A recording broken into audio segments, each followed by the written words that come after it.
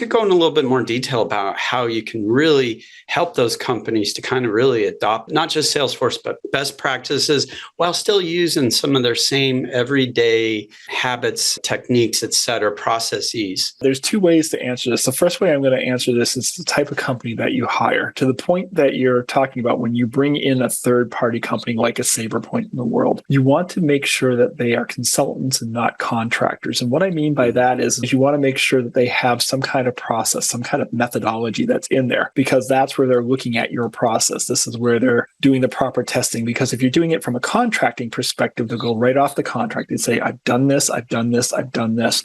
And it doesn't mean that your people, process, and technology have been integrated into your solution.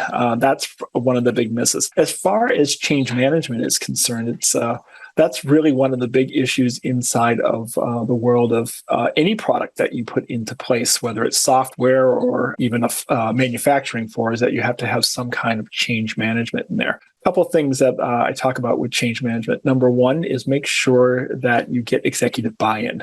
You need executives to be a part of this, and you need them to be excited about the product and using the product and having people be able to visually see this.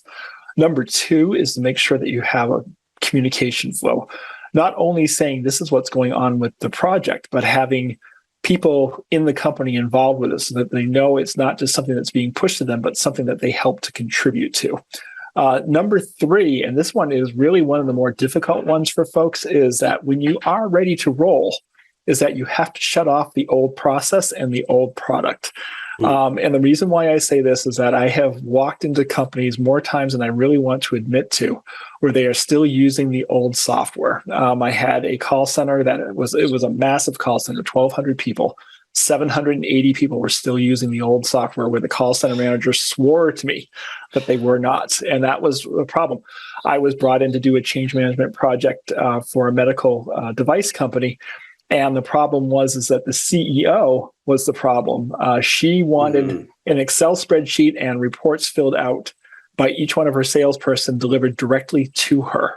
And she's like, why aren't people using this? And they're like, they don't have a need to, because you're asking them to do the same thing on a spreadsheet. So you have to get rid of those old processes.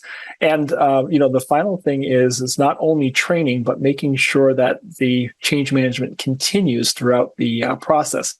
Because a lot of times what happens is that the product is released and then nothing else is ever done to it. And because of that, it either dies, it has a slow death, and it's a slow unknown death. And a lot of times we get calls from CEOs or managers that says, we've been paying for this software for 4 years and we haven't done anything with it. And we can easily go into usage and see, there's only 8 people out of 200 that are logging onto it. Because there's no governance in there, and that it's not a technology issue. It is a people issue. Yeah, absolutely.